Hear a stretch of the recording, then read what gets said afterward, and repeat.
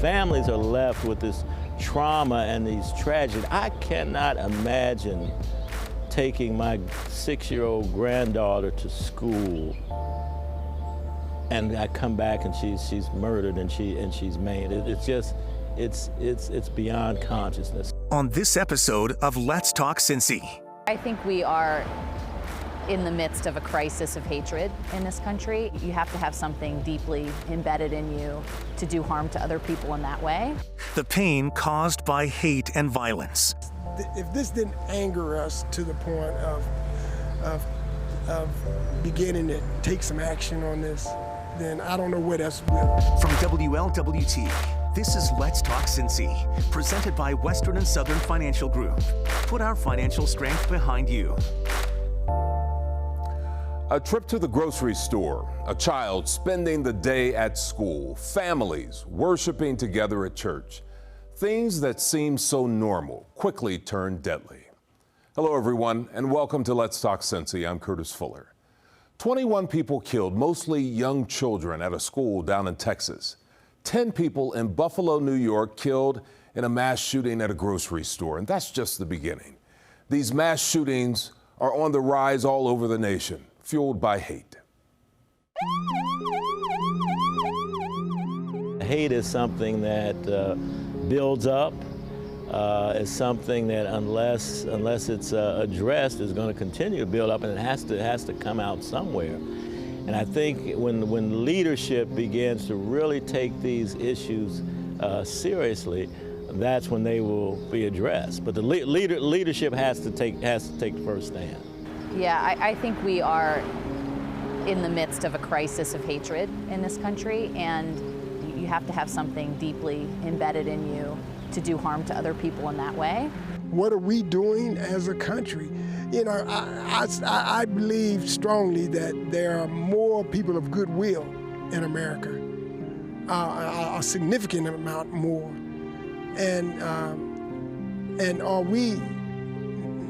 we at a point now where we need to start having a conversation about this as America? And do we want to wait till the next incident happens before we really take a position and say this has got to stop? I think it's time that we take a harder look in the mirror at who we actually are and what we've allowed to happen in this country. I mean, where we have obviously control, but obviously, you know, violence all over the world. I mean, we're in like total eruption of violence and hatred all over the world. And, you know, I once heard a saying that the opposite of hatred is not love, it's belonging and connection. And I think that's a really powerful statement. It's not to oversimplify, because I think that there are a lot of other problems at play here. I think there's policy change that needs to happen and other things. But, you know, so often folks are looking for belonging and significance. And we have to be better at figuring out ways to intervene in those things before they find it in really dangerous and destructive ways. Well, as a community, it's a community thing. We've got to teach our children. It's got to be taught at home. It's got to be taught in the schools. And you know, if we're really going to address it and attack it, it's got to be a holistic approach involving community and families and government. And it's interesting that it's only in America where you have these mass shootings in such large numbers. So that says that there's something that can be done. Here in Cincinnati, we have an organization called the Regional Coalition Against Hate, where numerous organizations of all walks of life have banded together to really try to address hate as a community. When instances of hate rise up, we speak out against it. And there's also training involved. You've got to, it's a constant teaching, it's a constant training process to deal with these issues of anger, these issues of hate, because if hate is taught in the home, it's going to be ingrained in an individual. So there've got to be other ways. There've got to be other ways of addressing it. Background checks. All of that is so important. Obviously we can't take guns away, but we got to make it difficult and challenging for anyone who wants to be able to own a gun when they want to and how they want to and the type of gun that they own. You know, we are all affected. The mass shootings in Dayton in 2019 and the deadly Fifth Third shooting in the heart of our city the year before are just two local examples of this sad trend. I want you to consider this. The FBI defines an active shooter as one or more individuals actively engaged in killing or attempting to kill people in a populated area. Next, the new local law enforcement unit that tracks violent threats. The story when Let's Talk Cincy returns.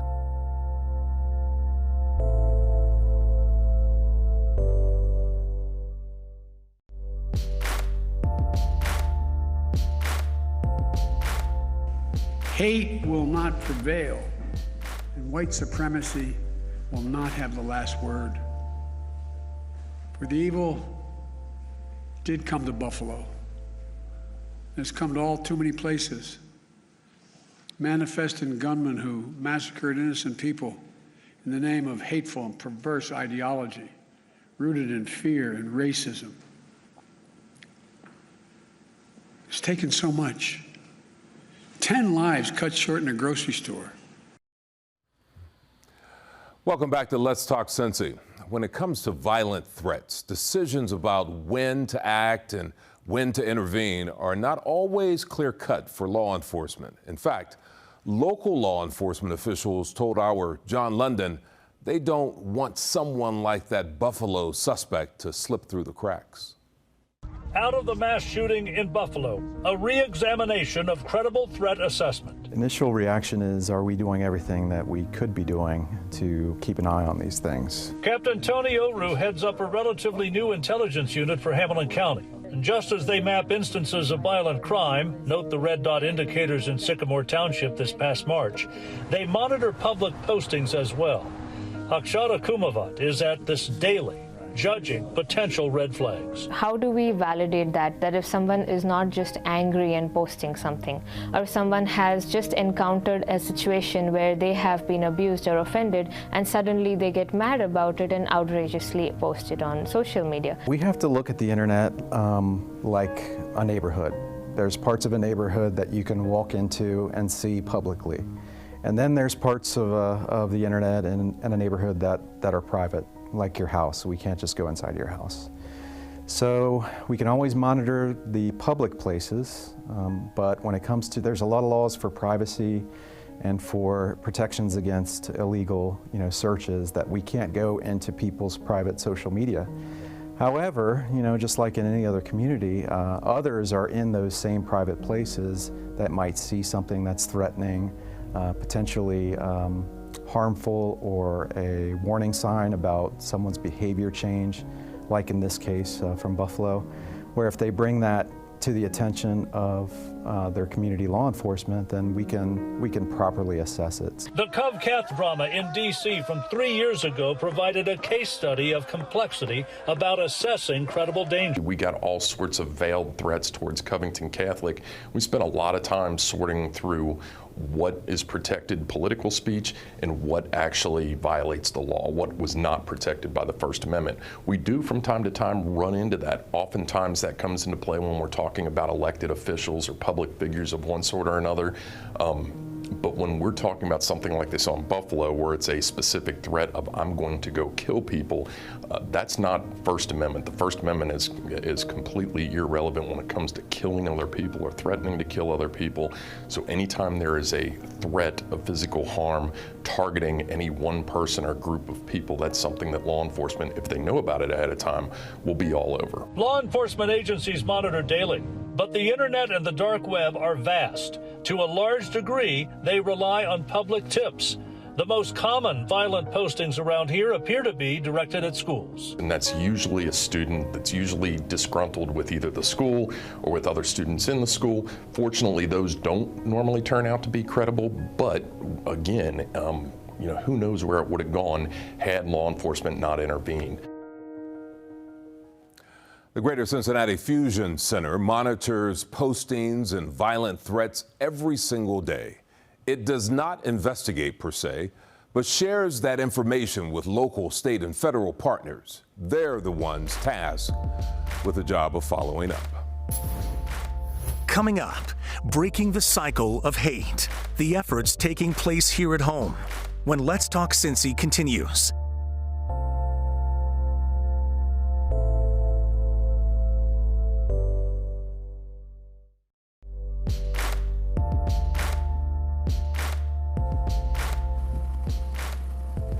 New York and Texas were not the only states that recently felt the pain caused by a mass shooting. A man who police said was motivated by hate killed one person and injured 5 others in Southern California. The mass shooting took place at a church just 24 hours after the Buffalo killings. Police said people in the church eventually hog-tied that shooter with electrical cords. The victims were of Taiwanese descent, while the suspect is a Chinese immigrant and U.S. citizen. He faces murder and attempted murder charges. Now, the pain of the racially motivated attacks in California and Buffalo was felt right here in Cincinnati. Ashley Kirkland spoke with local leaders who say we've come a long way when it comes to healing some of the hurt of racism in America, but these latest massacres are proof we still have a long way to go. So the Black experience is full of trauma, this being just one of many.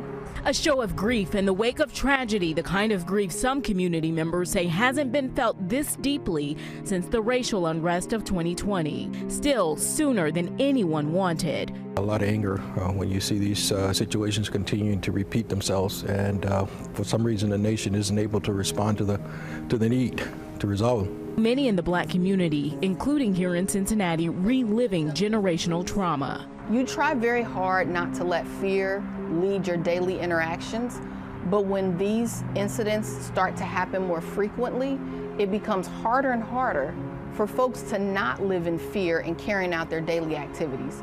Both presidents of the Underground Railroad Freedom Center and the Urban League of Greater Southwestern Ohio pointing to misinformation as a key instigator of these types of hate crimes. Whether we like it or not, you can contribute to this type of violence by just allowing a forum for some of this irresponsible hate speech. We need to, in this community, come to understand that better, develop more empathy, not sympathy, to help people to get past these situations that continues to cause people to drive 3.5 hours to kill people for no reason at all. Again, so much of this is fueled by hate and, quite frankly, ignorance. That's where this misguided notion of the so-called great replacement theory comes from. As far as, the Buffalo situation, we have got to be on the same page as communities who want a different future, working together to address this, because the nature of particularly this replacement theory white supremacy hatred is one that actually dehumanizes across the board. So it posits that that actually Jews are working, sort of leveraging age-old anti-Semitic lies, right? Are working behind the scenes to replace the white race with insert any rights movement or other community in that blank. So you heard it in Charlottesville. Jews will not replace us. This is such a horrific conspiracy theory.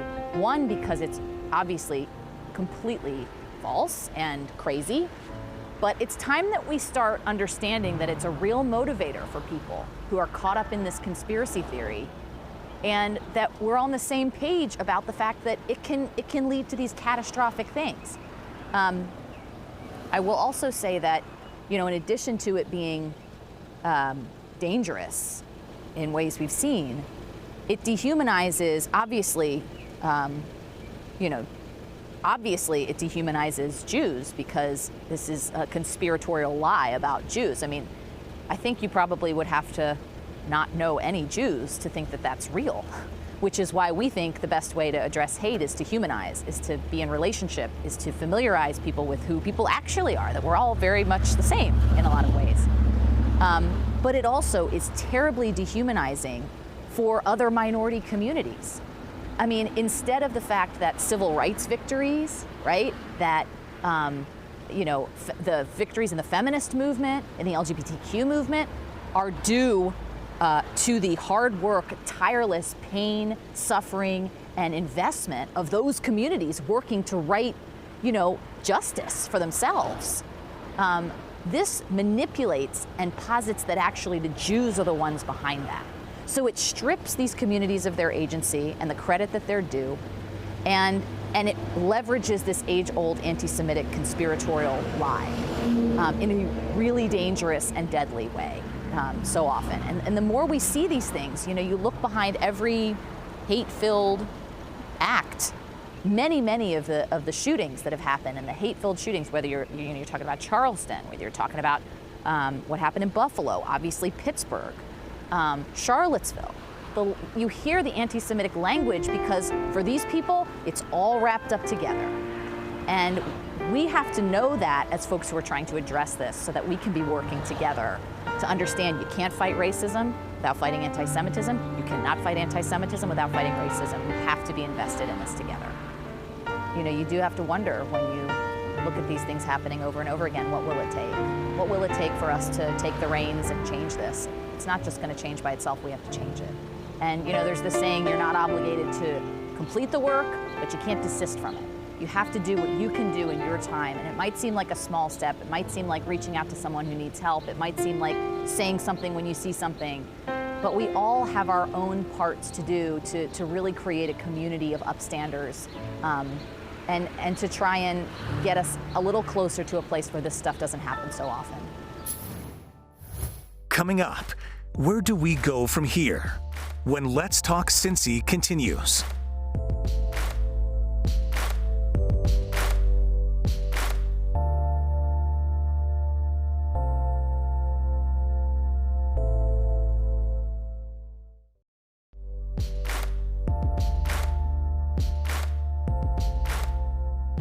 These kinds of mass shootings rarely happen anywhere else in the world. Why? They have mental health problems. They have domestic disputes in other countries. They have people who are lost. But these kinds of mass shootings never happen with the kind of frequency they happen in America. Why? Why are we willing to live with this carnage? Why do we keep letting this happen? Where in God's name is our backbone to have the courage to deal with it and stand up to the lobbies? It's time to turn this pain into action. The chilling mass murders around the nation, according to one local former police officer, must be a call to action once again to address the availability of weapons in our nation. Now, this comes at a time when Ohio is set to lift requirements for individuals to obtain and carry a gun. If this didn't anger us to the point of beginning to take some action on this, then I don't know what else will. That from Ohio State Senator Cecil Thomas. He's also a former Cincinnati police officer of nearly 30 years. He says the Buffalo shooting is a layered tragedy about where we stand on a number of issues in this country, from race to mental health to gun violence. This whole discussion about guns in general, it became very concerning to me, especially when you are saying everybody should be allowed to have a gun without even a check, a background check, without a permit or anything. The red flag law. Now, we talked about that extensively in committee, and we said, look, family members know of individuals in the family that has no business owning a gun. And their behavior has shown that in the past. And this is what's been disturbing about this whole new permit, open carry without a permit. there were a number of, I think I want to say over 2,000 plus individuals in 2021 who were denied access to a firearm when they applied for their permit. Basically because the sheriff saw that there were some problems in their background that denied them the permit to carry the gun. Under this new law, there's no permit requirement. So there's no check of your background if you buy your weapon from, if you want to carry a weapon with a permit to carry it. If you still want to apply for a permit, there's no check. There's no way. In March, Ohio Governor Mike DeWine signed Ohio's new gun law that eliminates permits, training, and background checks as requirements for concealed carry. Among those opposed, the Fraternal Order of Police of Ohio. The NRA applauded the action, saying the legislation protects the Second Amendment. They were adamant about there should be no restrictions whatsoever on the right to bear arms. None. And I'm thinking, well, law enforcement has told you all this is going to be problematic. When those children were shot in, was it Sandy Hook? If that wasn't enough, I mean, come on, babies just being slaughtered. If nothing else, let's begin to look at some restrictive measures such as the assault weapons. Why are we still allowing an 18-year-old to go buy an assault weapon? What kind of sense does that make? And the body armor and all of that stuff. And he had to be indoctrinated even before he turned 18. He probably was sitting there on the internet. And how do we allow that type of propaganda to be freely circulated throughout our internet system? We should be able to be putting in stopgap measures right away. This whole thing about free speech, you can't scream, fire in a movie theater. You can't do that. Then you also should be able to put some brakes on a lot of this hatred that's on the internet and start shutting that stuff down. The new law takes effect on June 12th. According to Ohio's Attorney General, more than 200,000 concealed carry licenses were issued in the state in 2021. Well, that does it for the program today. Thanks for joining us.